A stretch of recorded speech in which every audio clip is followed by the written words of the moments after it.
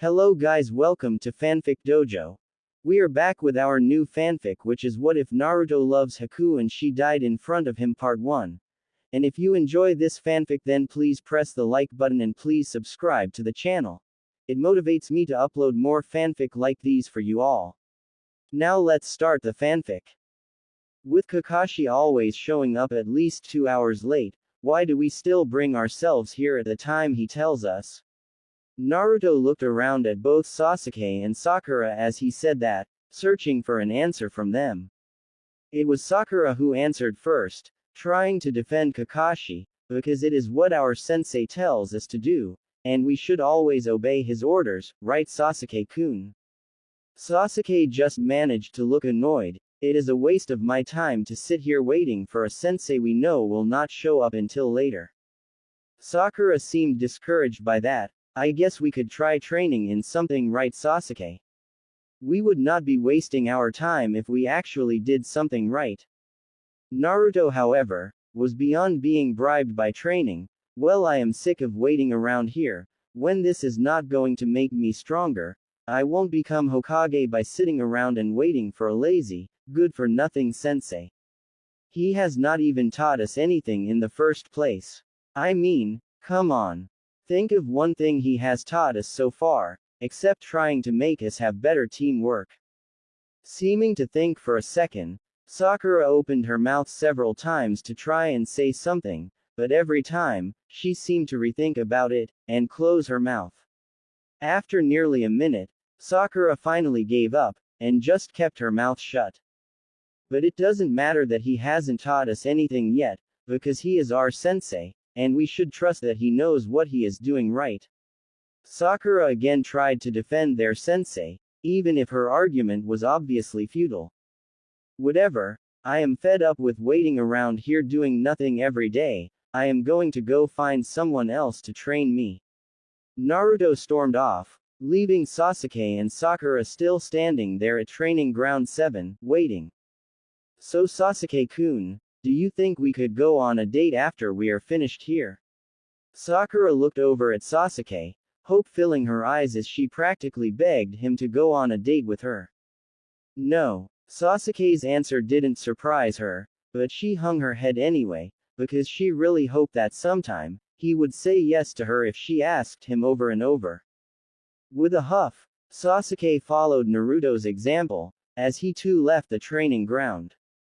As Sasuke walked away, Sakura called out to Sasuke, "Wait Sasuke-kun, we have to stay here and wait for Kakashi-sensei. He is probably trying to teach us patience." Sasuke did not bother to turn around when he said, "Patience will not make me stronger." Frowning, Sakura stayed there. It seemed it was going to be a lonely 2 hours for her. As Naruto ran along the rooftops, he was making his way to the Hokage tower. If Kakashi won't teach me anything, I will have to go talk to someone else. I am sure someone will train me. Within a few minutes he arrived at the tower, dropping down from a rooftop as he walked inside. In a few seconds, Naruto stood before the Hokage's office doors, pushing them open slowly. Looking up from his paperwork, Hiruzen looked surprised to see Naruto. "Oh, why hello Naruto, what brings you here?" Now looking a bit sheepish, Naruto looked down at the ground. "I want a new sensei. Kakashi never teaches any of us anything. It has been over a month already and we haven't learned anything new. All we ever do at D-rank missions, and team building exercises. I was fine with the exercises for almost 2 weeks, but for the last 2 weeks I have begged to do something else. But he says we can't learn anything until we are a good team, but we will never be a good team." Sasuke is too self-absorbed to listen anything me or Sakura say, and Sakura is so obsessed with Sasuke that she thinks he will protect her from any harm, and is too focused on him to even listen to anything I say. Our team is a huge disaster. Naruto let out a breath as he ran a hand through his hair nervously. I know we are supposed to set aside our differences for the team, but it will never work for us, especially since me and Sasuke both want to learn new things and get stronger, yet we haven't learned a thing, and we probably never will. Throughout Naruto's whole outburst, Hiruzen sat back with a thoughtful expression on his face. I cannot pull your team apart, Naruto. All of the genin teams are set up so that each team member balances the other out, and that balance is key when your team sees combat. If you are really questioning Kakashi's teaching, if it really is a big problem, I could assign you a different sensei. Yes. Naruto beamed a smile at that. All Kakashi sensei does is read his perverted book, show up 3 hours late, make us do the hardest possible D-rank mission, then make us do some ridiculous exercise for an hour, then he dismisses us. Well, Naruto, I will have to discuss this with your 2 teammates, and if they both say you need a new sensei, then I will assign you a different sensei, though I bet Kakashi will be very hurt by it. He is really lonely these days, he has almost no one he is close to. I think your team's rejection would hit him hard. At that, Naruto started to look guilty as the guilt hit him that he would just kick Kakashi off of the team. Maybe they could give him another chance. Well, maybe we could give Kakashi sensei another chance, if he promises to teach us all something for once, and quit all of the team building exercises that are wasting our time. Hiruzen smiled. Sometimes people are just too easy to guilt trip. That's great, Naruto. You should give Kakashi a second chance. You should tell him you are ready to move beyond the team building, and actually learn something, okay? Thanks, Gigi. Naruto smiled as he ran out of the Hokage's office, already at a dead sprint before he left the building, jumping up to the rooftops as he headed back to the training ground, before he realized something. Wait, now I am back right where I started before I went to see Gigi, and I still have to wait for Kakashi-sensei to show up. Now frowning, Naruto stopped as he realized he still had more than an hour to kill before Kakashi would even be there, so he jumped down from the rooftops, now just walking the streets aimlessly. After nearly half an hour of just walking around, Naruto stopped as he was a sign above a store entitled, The Land of Fire's Swordsmith, a store Naruto had never been in before. With a shrug of his shoulders, Naruto pushed the door open and walked inside. Naruto couldn't help but let out an "ah" in amazement at the hundreds of swords he could see, on racks, on shelves, held by mannequins, held up by plaques on the wall, or on the counter that a man stood behind, whipping a sword off with a cloth. The man looked up as he heard Naruto enter the shop, calling out, "Why hello, what can I do for you, sir?" The man set the sword down on the counter, stepping around the counter, offering his hand out to Naruto. Naruto shook his hand lightly, still looking around the shop in awe. This place is so cool, all of these swords look amazing. I didn't even come in here with the intention of buying a sword, but I think I have to now. The man smiled. Yes, I have been around swords my whole life. My father was a blacksmith, and I have always appreciated swords in particular, so this was my dream. I make most of the swords myself, while some come from other places because I can't make those huge zanbatos. Smiling still, the man added, so feel free to look around, see any you really like, you let me know, and we will see what we can do about selling you a sword now if we can, okay?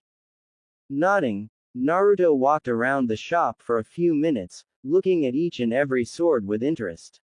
No doubt his wallet would take a hit if he bought a sword, and he would have to get someone to train him how to use it, but the idea seemed good to Naruto.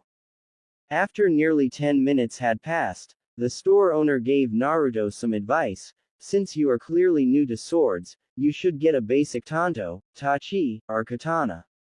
Those are 3 of the basic sword types, so you should start off with nothing fancy, just something like. At that, the man walked over to a shelf. This. Naruto watched as the man pulled a sword off the shelf, the sword already in a sheath. With a smooth hiss, the blade came out of the sheath, revealing a relatively plain katana. The katana is probably the heaviest sword a beginner could use, so you may want this, or something lighter, like a tanto. The man held the hilt of the sword out to Naruto, which Naruto took, holding the sword out with one hand, as he looked down the length of the blade. It was very heavy, probably too much so. If you would like, you could into one of the back rooms, where I have a training dummy set up, and you could take a few swings and test the sword out. With that, the man gestured towards a door off to the back corner of the store, which Naruto soon went through, which led to a plain room, with a padded floor, and a wooden figure, with thick sticks representing arms and legs, held up by a metal pole. Holding the sword in both hands now, Naruto pulled the sword in a slash, noticing that swinging the sword took much longer than stabbing with a kunai. Maybe a sword was a bad idea, unless this one was just too heavy for him now. Whichever the case, Naruto knew the katana wasn't going to work, so he exited the room, back into the main shop, shaking his head at the store owner. As he handed the sword back to the owner, Naruto asked, maybe a tanto would work better. It is nearly half the length of a katana, and it would be much faster, right? The man nodded. Yes, I probably should have given you a tanto to start with. Quickly replacing the katana, he had a tanto held in his hand within a few seconds. In just a few more seconds, Naruto stood before the practice dummy again, this time holding the much lighter tanto in his hands, and with a quick swing, Naruto knew the tanto fit him. Even if it was a bit slower than a kunai, the tanto definitely had more reach than a kunai, so that could balance it out. After asking the owner what the sword would cost him, when he got his answer, Naruto blanched. Looking through his froggy purse, he counted out his money. It would go through half of the money he had left, so he would have to try and get him to lower his price a bit. Trying to haggle the price, the shop owner realized he must be pretty strapped for cash, so he cut him a break and dropped the price down nearly 100 ryo, so Naruto walked out of the Land of Fire's swordsmith, with a brand new tanto strapped to his back. Considering his new sword, Naruto thought with a laugh, maybe it is time for a new outfit as well. This old jumpsuit is getting rather raggedy now. In 10 more minutes, Naruto walked into a clothes store determined to buy the most badass outfit he could. After spending less than 5 minutes in the store, Naruto walked out holding several bags of clothes, which were 4 sets of the same outfit. I bet Sakura-chan is definitely going to like my new badass look. After a short trip to his apartment to drop his clothes off and change into a set of his new clothes, Naruto set off to Training Ground 7, sprinting along the rooftops as fast as he could when he realized he was over half an hour late to when Kakashi would have shown up. Ah, damn it. Now I am pulling a Kakashi on Kakashi. A few minutes later found Naruto at Training Ground 7, to find Sasuke, Sakura and Kakashi all there waiting for him, all just standing around doing nothing. Hey guys, Naruto called out, sorry I'm late, I got caught on the road of life. Naruto snickered mentally, pulling a Kakashi by being late, and then stealing one of his lame-ass excuses. Today was great. Instead of Sasuke and Sakura getting his joke, they both just seemed to be annoyed. Sakura spoke first, you idiot. You get here late for some joke, and now we are late to go get a mission. Even if neither Kakashi nor Sasuke said anything, they both noticed Naruto's new sudden outfit change, as well as the addition of a sword strapped to his back. Sakura, however, was a little more vocal. And what is with the get out with the sword, Naruto? It is not like you know how to use that thing. Well, I do not know how to use it yet, but soon I will. Besides, you know you think this sword looks pretty badass. Naruto pulled his tanto out with a flourish, trying to show off his new sword. Kakashi spoke up, alright Naruto, put your sword away, we do have a client to go meet, and he is a client for AC rank mission, because I think you guys are going to be up for the challenge. He is a bridge builder named Tazuna, heading the construction of a bridge to connect the Wave Country Island to the Land of Fire's coast. There is a risk of bandits attacking him to stop that, so he has requested a ninja team to escort him back. An easy enough first tough mission. But we really should get there now, we are about 2 hours late. Sheathing the sword, Naruto could not help but exclaim to the entire world, alright. Finally we get a real mission. As Team 7 began to head towards the Hokage's tower, Naruto was practically skipping on the way there. Sakura smiled wide, somewhat sharing Naruto's enthusiasm, and even Sasuke managed to allow a smirk onto his face. His first C-rank mission was a step in the right direction, another way to get stronger. In a few minutes, they were before the Sandaime and Iruka, ready to get their mission. Naruto ran up to Sarutobi and Iruka, a bright smile on his face. "All right. We finally get a real mission. Soon enough, I will take that hat from you, Gigi." Naruto could not stop smiling as he felt giddy with anticipation. Sarutobi chuckled at that, replying kindly, "And I am sure you will someday, Naruto." Addressing Kakashi, Iruka informed him, "Your client Tazuna will be here any moment now, and you will begin your journey to the land of waves right away. I know it is rather sudden to leave so soon, but that is the life of a ninja. You can be called to a mission at any time." Just like Iruka had said, Tazuna arrived soon enough, walking into the room while sipping at a bottle of sake. "What is this? I asked for a ninja team, not some snot-nosed brats and a cyclops." The man seemed slightly intoxicated from his sake, yet it was definitely really rude either way. Speaking firmly, Sarutobi spoke, "I assure you, Tazuna-san, the three young ninja are capable of handling any bandits that you could encounter, and Kakashi Hatake is one of the top junin in the village." Naruto could hardly believe what he heard. How was Kakashi one of the top junin in the village? All he ever does all day is be really late, be lazy, and read his porn novel. Either he hid his strength very well, or the village was definitely not as strong as people thought. Both were equally disturbing to Naruto. Tazuna reevaluated his original assessment of the three young ninja, looking over the determined face of a boy with the Uchiha crest on his shirt, so he was obviously better than the others. This assumption was completely backed by the fact that the girl had bright pink hair, and looked like she wouldn't hurt a fly. The second boy, blonde with blue eyes, was definitely the best looking of the three, from the impressive sword strapped to his back, to the very professional clothing he wore, black cargo pants, a dark gray sleeveless shirt, with a gray vest over it, looking like a gray version of the Chunin vest. He definitely looked the most prepared of three, but the Uchiha kid would obviously be pretty talented. For what Tazuna was really afraid of, they may actually be enough to protect him from the men he knew Gato would send to kill him. And of course, if the Junin was one of the best in the village, that was definitely a great plus. With Tazuna accepting that the ninja squad would be enough, they headed to the village gates, heading toward Wave Country. Haku knew she would always obey whatever Zabuza told her to do, and while this would not be the worst thing she had done for him, what Zabuza and her were going to do, pulled at her heartstrings. To accept the contract from Gato to kill the bridge builder, they would get the money they needed for what they had planned, but they would crush the final hope for the small country that was struggling to be free from Gato's control. In killing the bridge builder, as Zabuza had talked over the little details with Gato, she had decided to walk around the town where the bridge builder lived, and what she had seen had disturbed her. In the streets, it was rare to see anyone out, everyone was holed up in their house, to avoid Gato's thugs. The few people on the streets were merchants trying to sell what they could, but no one had the money to buy anything, and most of the fruit on the island was past its expiration date.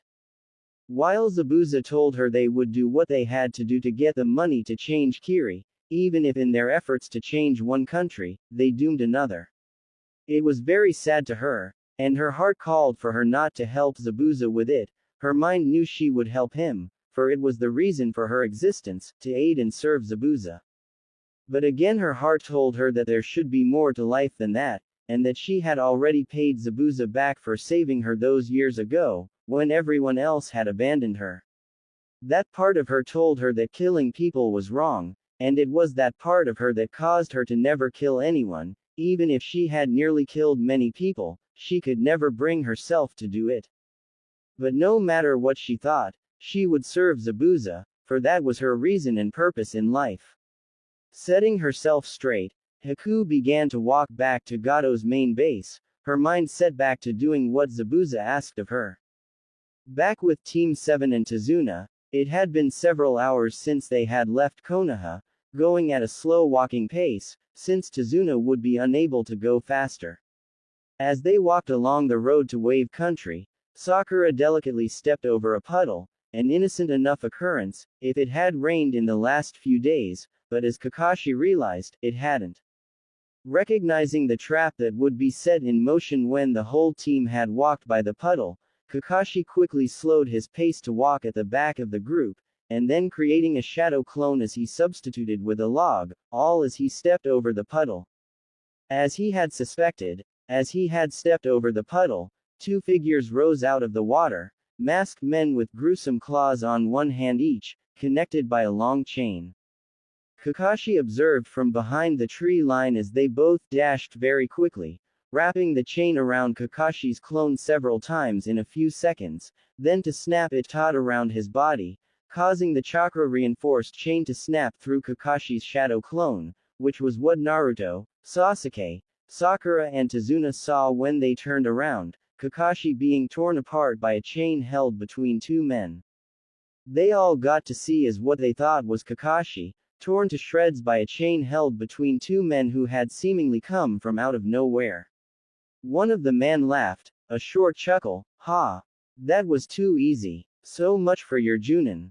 With him gone, this will be so easy." Sasuke was the first to move, quickly moving towards one of the men, a kunai in hand as he leapt at him.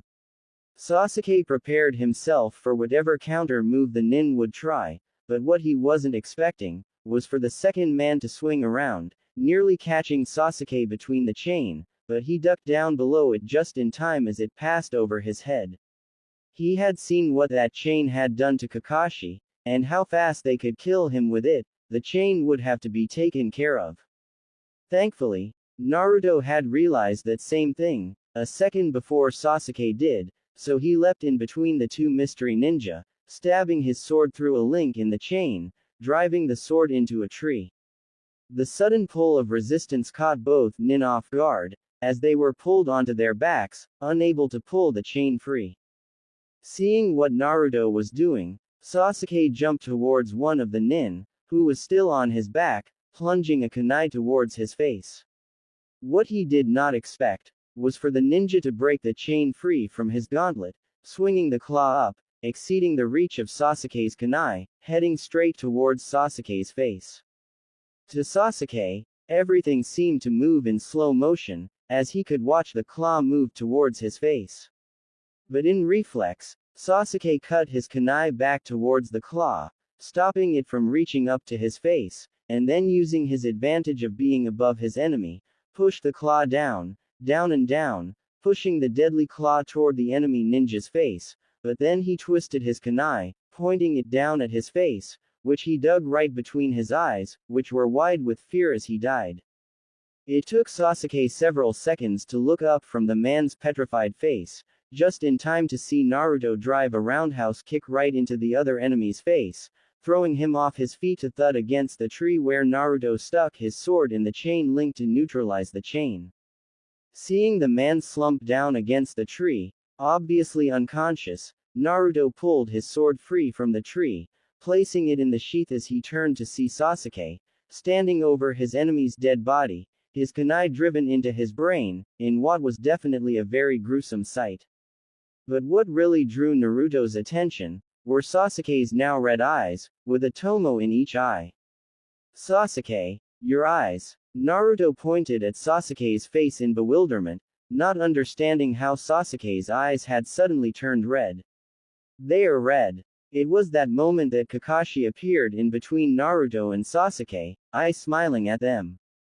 "Good job you two. You both managed to incapacitate a Chunin-level ninja alone, even if Sasuke had cut it a little close, but I see your Sharingan in your eyes, Sasuke. Congratulations. Sensei. You are alive. We just saw you pulled apart by that chain." Naruto turned to where the ambush had commenced, but saw nothing there, meaning Kakashi had played the Chunin-level ninja into a false sense of security. Sasuke, for his part, just stood there stunned. He had his Sharingan. He was another step closer to being able to defeat Itachi. Still stunned, Sasuke felt his eyesight return to normal, and in that moment, he smiled. Then Sakura and Tazuna walked up to them, Sakura looking green when she saw the dead body, and Tazuna too looked like he would be sick. Kakashi turned to Tazuna, his voice growing firm as he questioned him, "Now Tazuna-san, mind telling us why there were two Chunin-level ninja, Kiri's ex-demon brothers on top of that?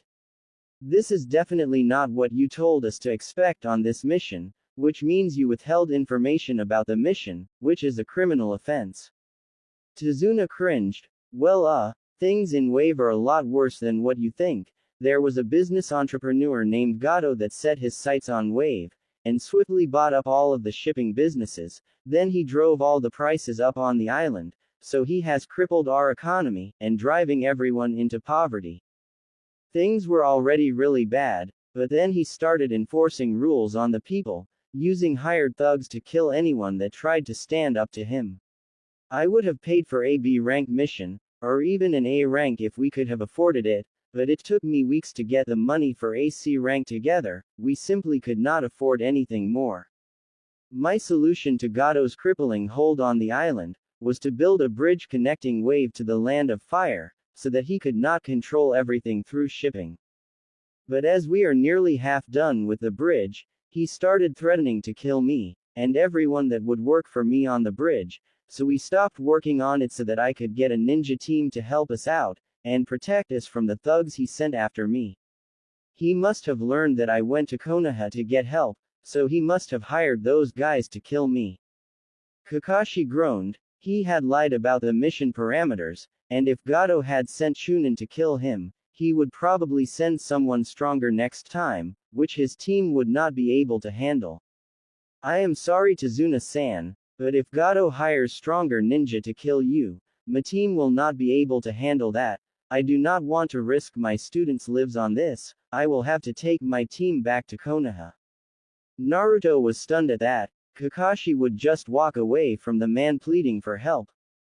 Sensei, we can't just walk away from Tazuna-san like this, he will be killed if we don't help him, and if an entire country of people is suffering under the rule of a tyrant, it should be our duty to help.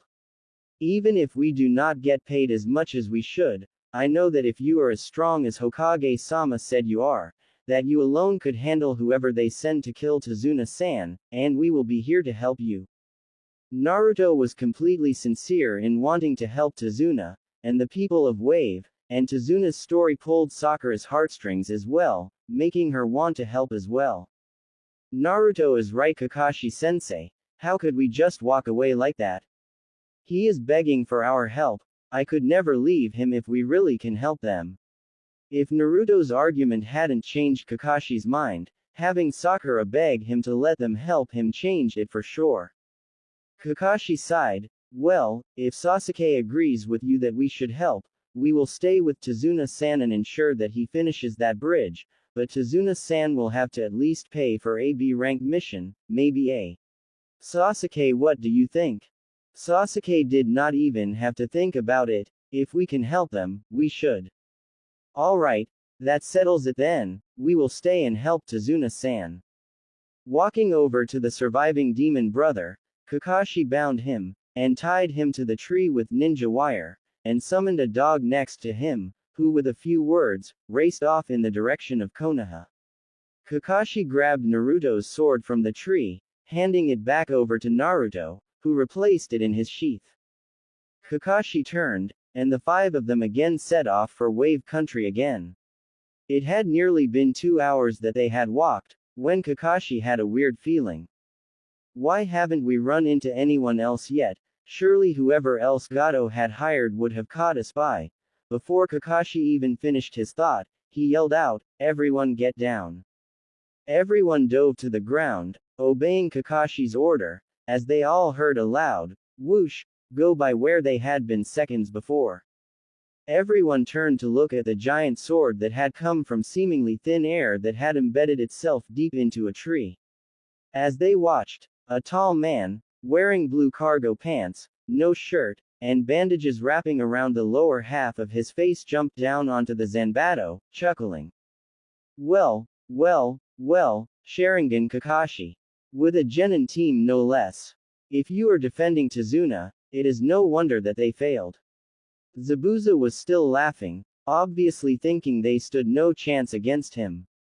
Sasuke's eyes opened wide at that. Sharingan Kakashi.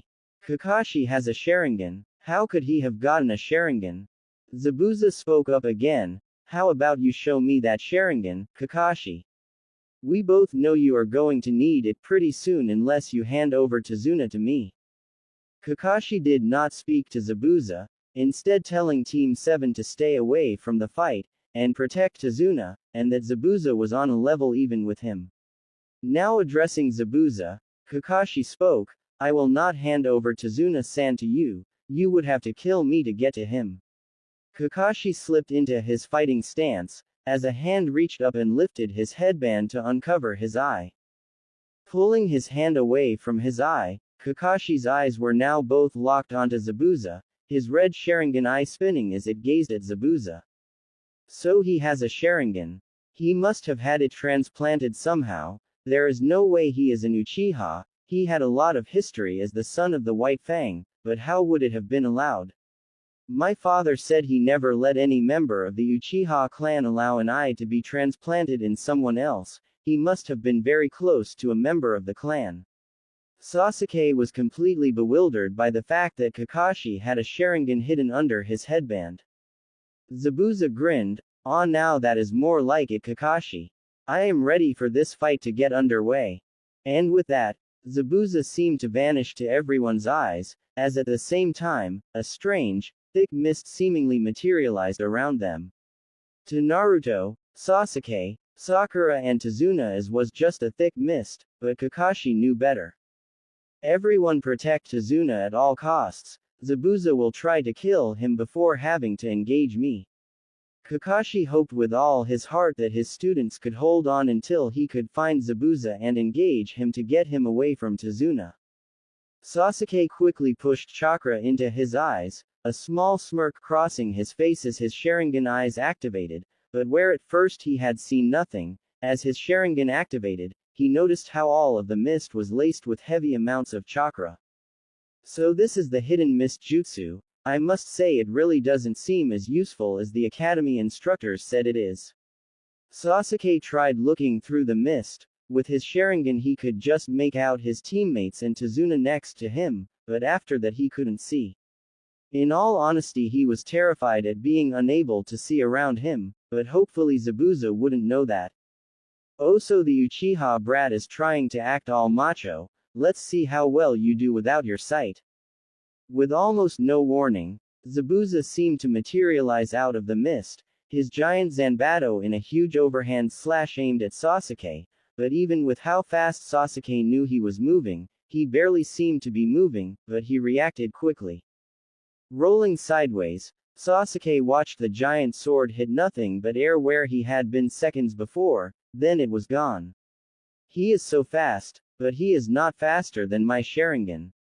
Sasuke felt so confident. With these eyes, not even an A-class missing nin could hit him. Zabuza's voice filled the mist, seeming to come from everywhere at once. So the Uchiha brat has Sharingan too. You know, I bet there is a lot of money people would pay to get their hands on the last Uchiha. With Sharingan already too, he would fetch a high price. Maybe I should just take the boy and let you complete your mission, Kakashi. That hit a nerve with Kakashi. You will not touch the boy Zabuza, or so help me I will hunt you down and kill you. Oh, so touch Kakashi has a soft spot for the Uchiha, huh? Well, what about the Kyuubi Jinchuruki standing so scared behind that little sword of his?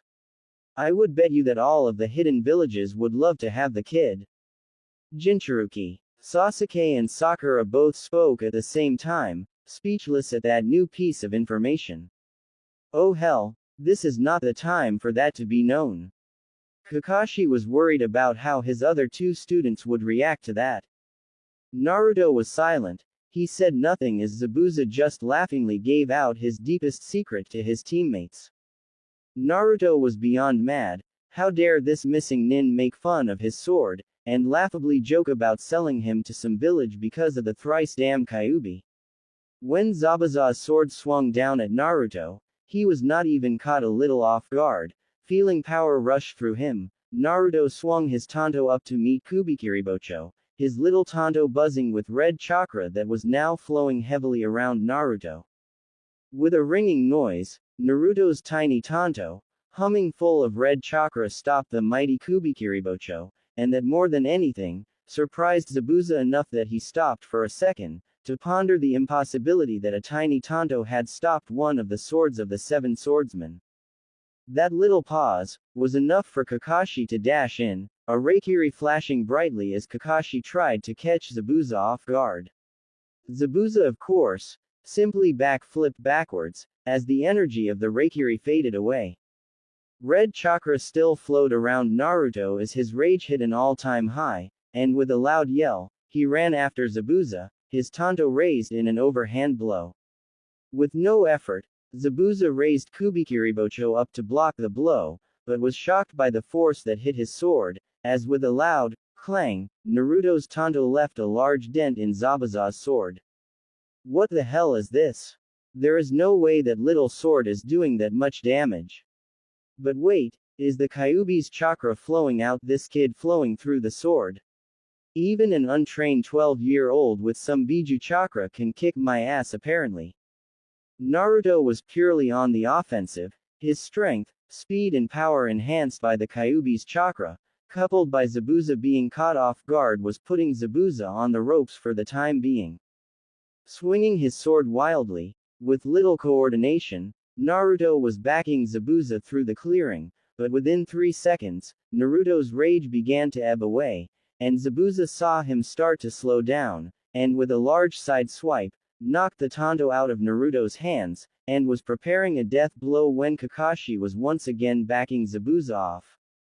Shocked by Naruto's Kyuubi-enhanced abilities, it took him a second to move after him and Zabuza, but it was a good thing he did, as Naruto's rage faded, the chakra faded away, and as Zabuza knocked away Naruto's sword, he was there, a second Reikiri flashing in his hand as he again tried to catch Zabuza before the fight developed further.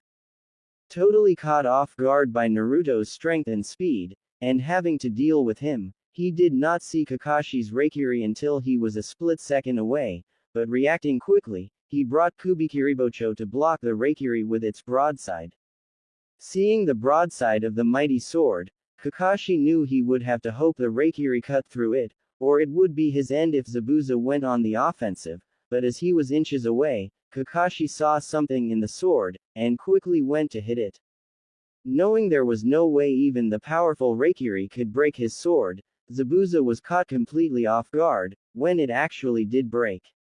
Because right there on that side of the sword, had been the diagonal dent left by Naruto's tanto, going half an inch into the sword. It was all that Kakashi's Reikiri needed to cut through the great Kubikiribocho, even if the Reikiri faded out soon afterwards.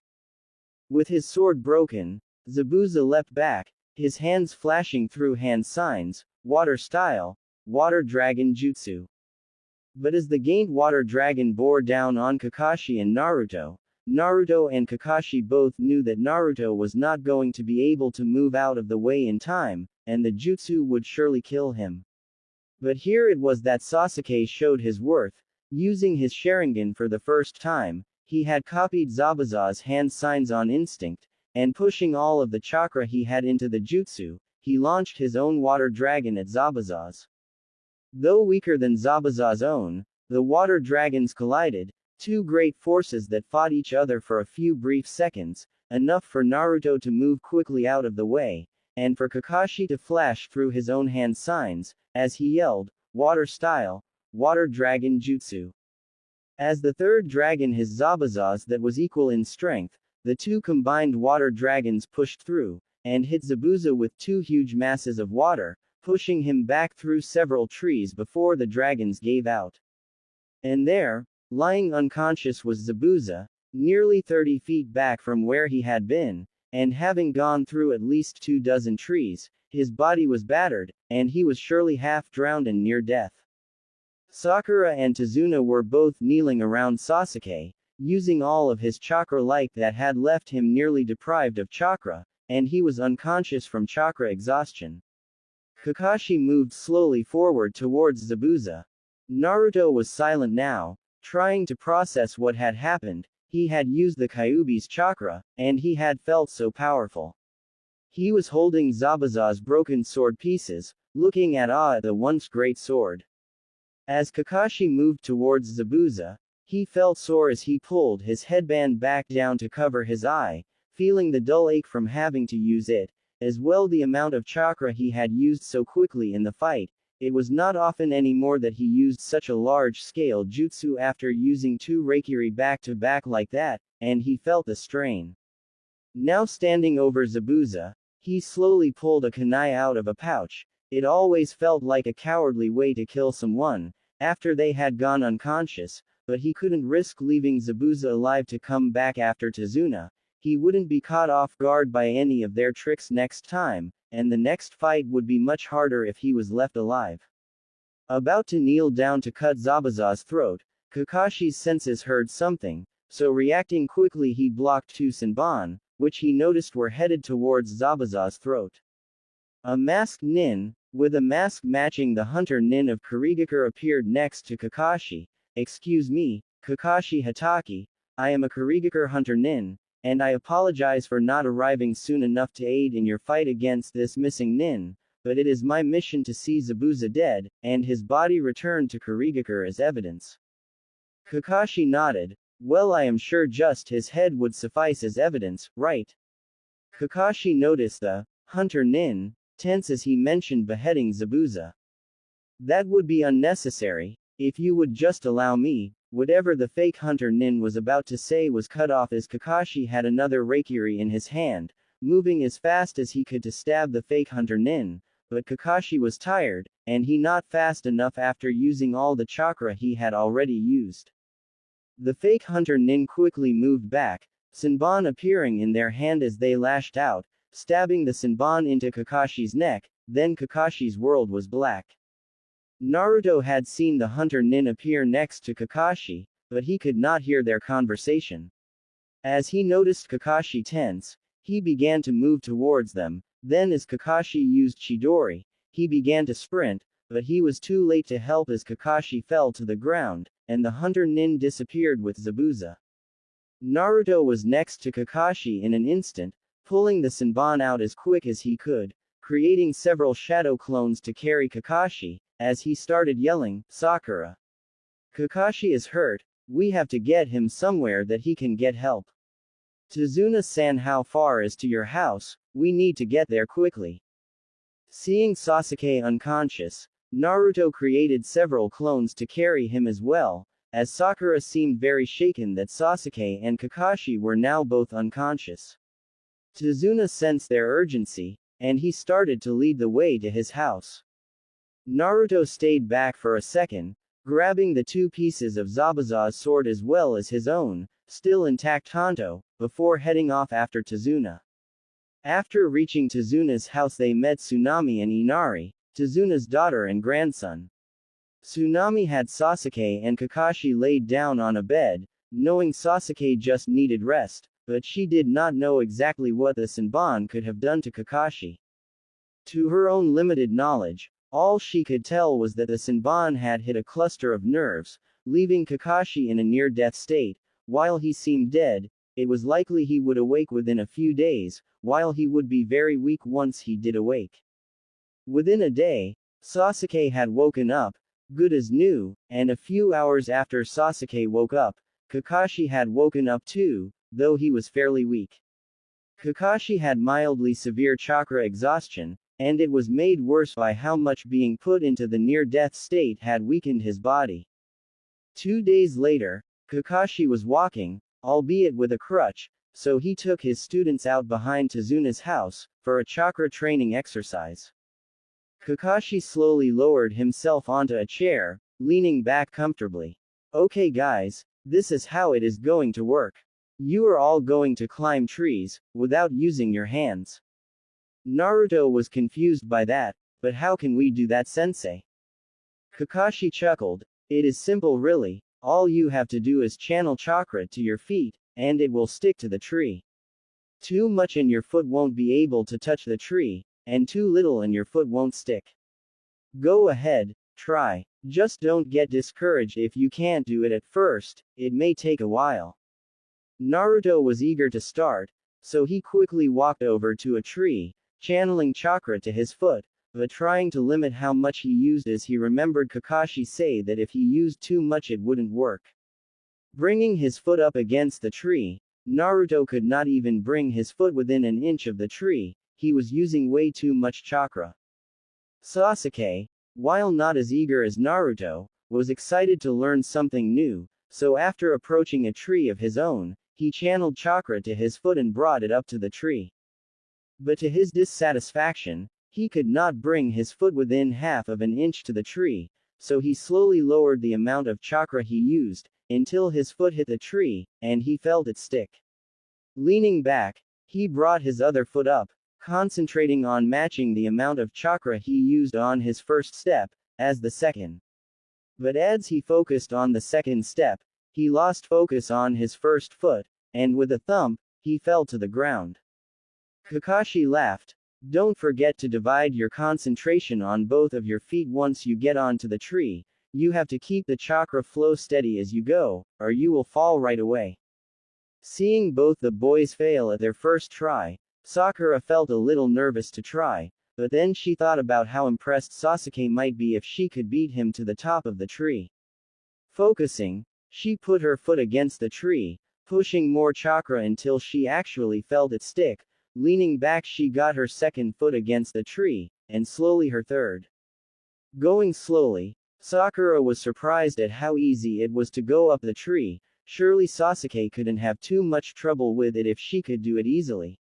Before Sakura knew it, she has a dozen steps up the tree, before she felt her chakra flow begin to weaken, so she gracefully backflipped off of the tree, landing back on her feet on the ground with a successful cheer. Naruto was ecstatic for Sakura. Woo!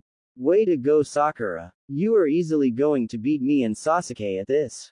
Sasuke, however, was not so happy for his teammate. If Sakura can do it so easily, why can I not do it just as easy? Kakashi could sense Sasuke's displeasure. Don't be too discouraged by her doing so well, guys. The less chakra you have, the easier it is to control it. The more you have, the harder it is to control, which is why Sakura can do it easily. She has less chakra, and the both of you are having trouble, you both have more chakra.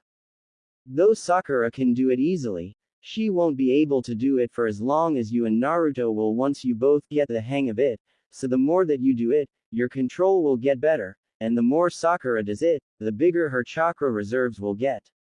It is an easy win-win for all of you. Kakashi stopped talking after that, pulling out his signature Ika Ika book out of his back pocket as he read quietly, keeping track of his students' progress with a few glances every once in a while.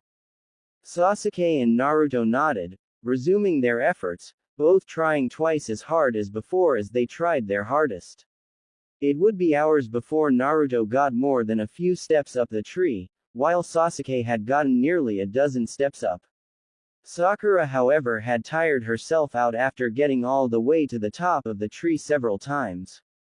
When the four of them were called in for dinner several hours after that, Naruto vowed to stay out until he got all the way to the top of the tree, Sasuke nodding along with him, so the two of them stayed out while Sakura and Kakashi headed in.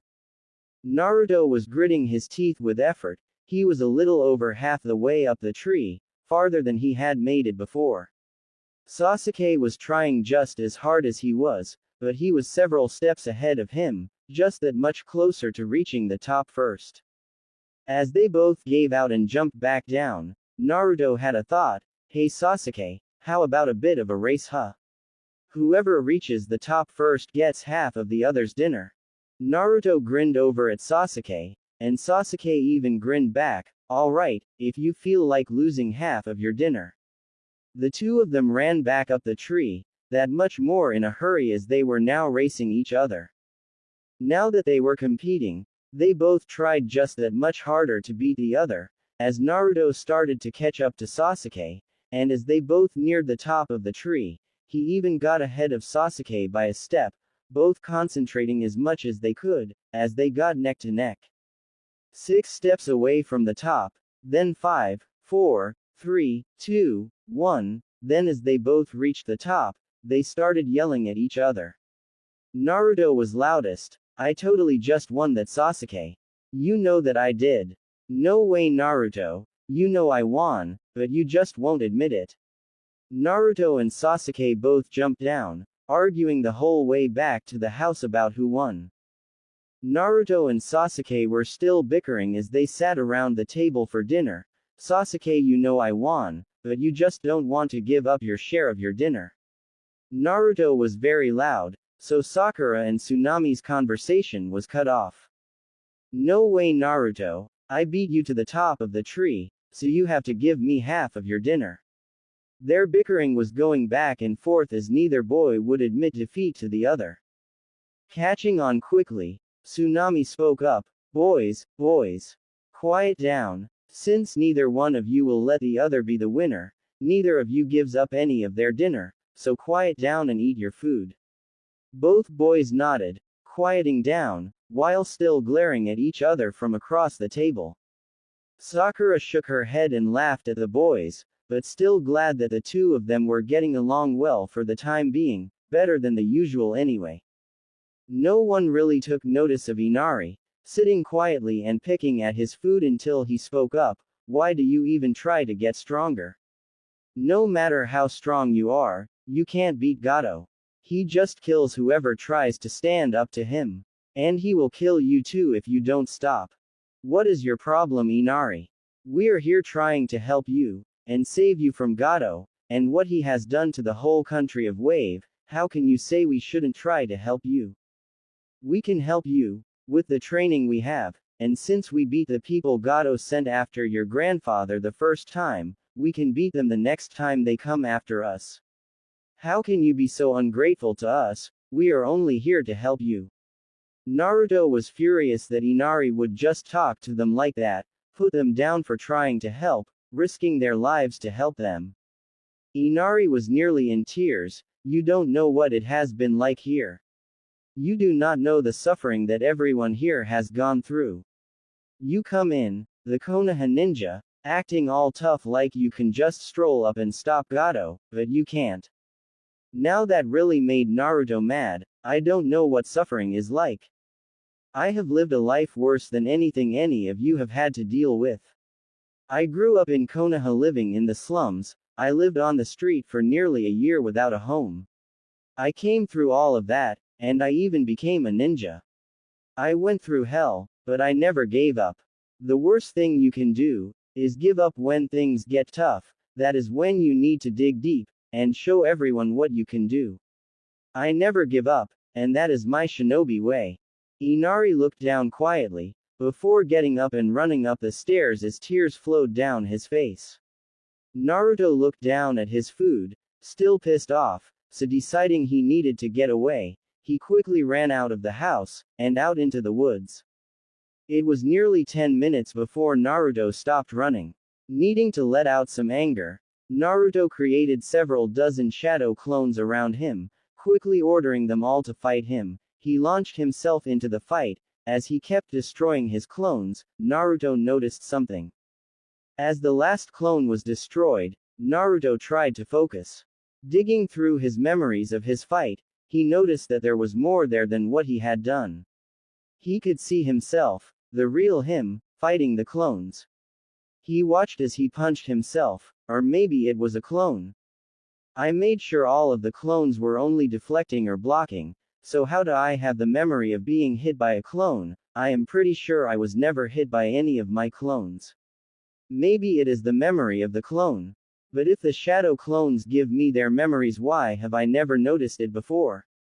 I mean, the only times I have used them was against Mizuki and when Kakashi-sensei and Sasuke got hurt, so maybe I was just too preoccupied to notice. Naruto created one clone, giving it a quick order. Think of a number, but don't tell me, then dispel. His doppelganger nodded, before dispelling. Immediately, the number 9 came up in his mind. Oh, this is so cool. I wonder what happens if I watch myself fight my clones. Quickly, Naruto created a dozen clones, ordering one to stand aside and watch.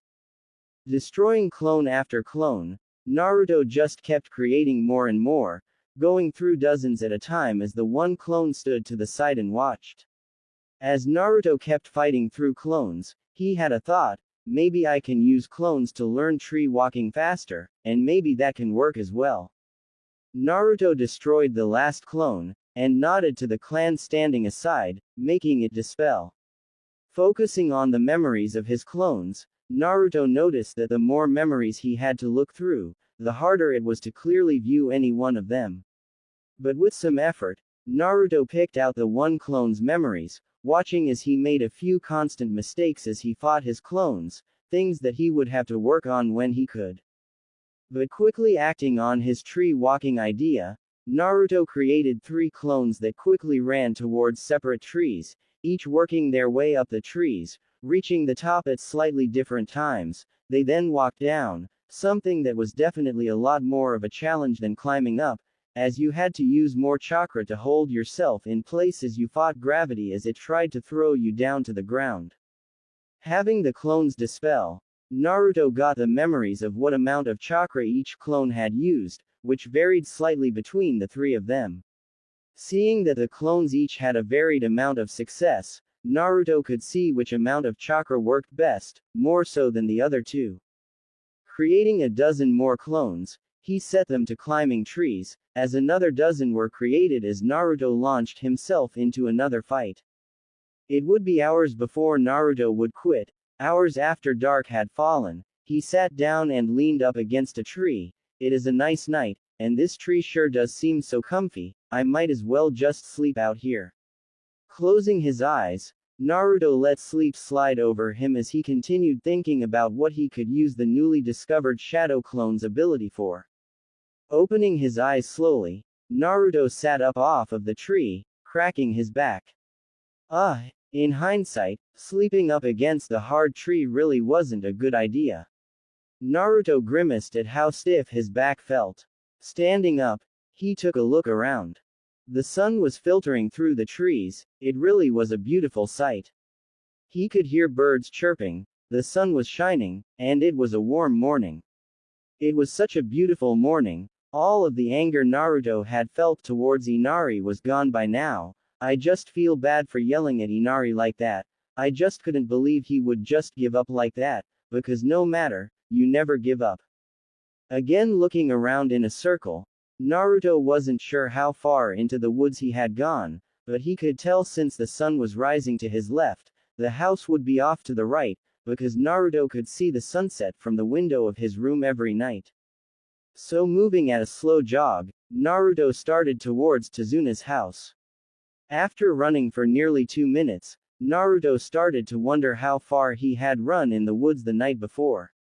Well, I think I ran for at least 5 minutes before I stopped, then I was moving around while I fought my clones for hours, so who even knows how far out I got. Moving through the forest, Naruto caught sight of something white off to his left. When curiosity got the better of him, he decided to check it out. Moving closer, he saw it was a girl kneeling down among some flowers. Oh, excuse me, miss, but what are you doing all the way out here in the woods? Naruto wasn't sure if it was rude for him to just ask her, but he was curious why someone would be so far out in the woods so early in the morning. The girl turned to look at him, showing a very pale face, long beautiful black hair, and she was wearing a beautiful white kimono. She really was very beautiful. Oh well, why are you all the way out here, sir? Wow, she has such a beautiful, soft voice. Naruto really was stunned by how beautiful the girl was. I was out late last night training. Naruto felt proud to proclaim that he was training to help save the land of waves. Me and my team are here to protect the bridge builder Tazuna, so he can finish his bridge and get everyone out from under the tyranny that Gato has put them under. I was out training so late last night that I decided to sleep out here, because it really is beautiful out here, wouldn't you agree?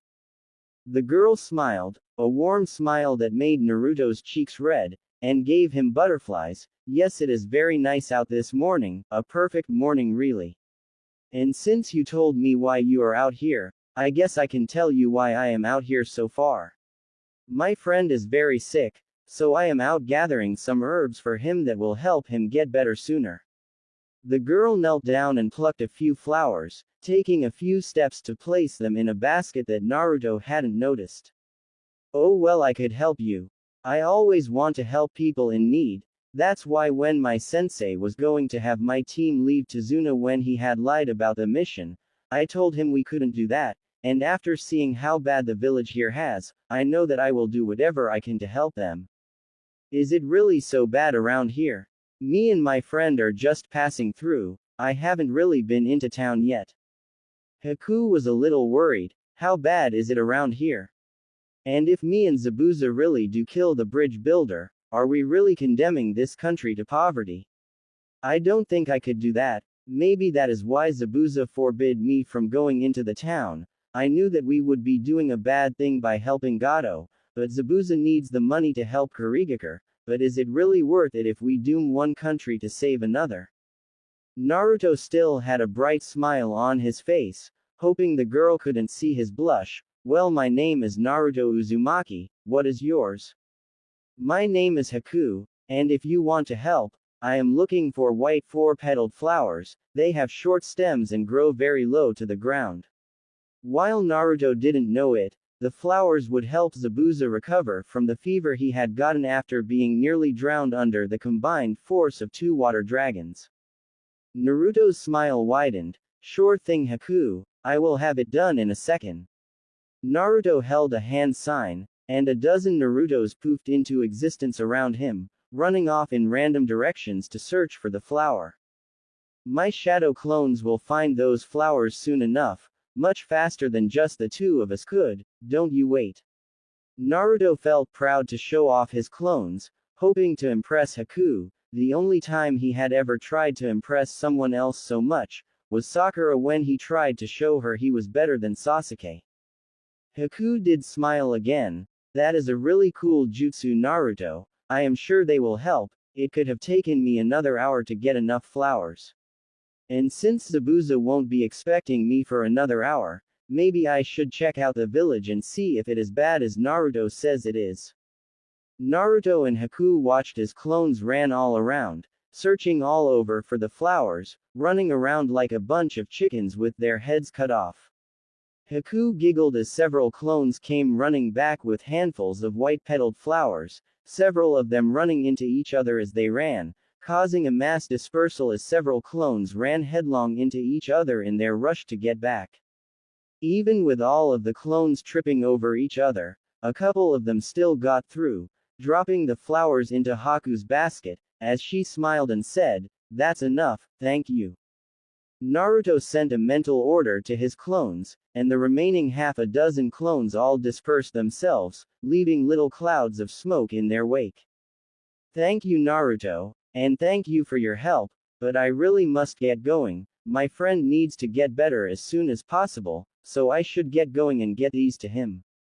Haku knew who Naruto was, but she could never kill someone. It was the one thing she wouldn't do for Zabuza. Naruto smiled nervously. It was no problem, I was just glad to help out. But I hope we meet again someday. You seem like a really nice person, Haku. Haku smiled wistfully. I would like that, Naruto, and it was nice meeting you. Bowing slightly, Haku turned and walked away, soon getting out of Naruto's line of sight. Once this mission is over, maybe I can get Kakashi-sensei to stay around for a little while. I would like to talk to her again. Maybe I could get Haku and her friend to stay in Konoha. Turning away, Naruto started his jog back to Tazuna's house. Getting close to the house, Naruto was only a minute away from Tazuna's, when Sasuke jumped down from the trees above him, standing in his path. Hey Naruto, wait a minute. Confused, Naruto replied, yeah, what's wrong, Sasuke? Sasuke seemed hesitant about something, but he continued, are you really a Jinchuruki for the Kyuubi? Naruto completely stopped. Please just let all of this be a dream. Yeah, I didn't even know about it until right after the academy final exam, but I am not even entirely sure what it means to be a Jinchuruki. Sasuke was confused, but when Zabuza made you mad, and you had that red aura around you, was that the Kyuubi? Because you got so much stronger and faster, you almost beat Zabuza there for a second when he was so surprised. Well, I don't know.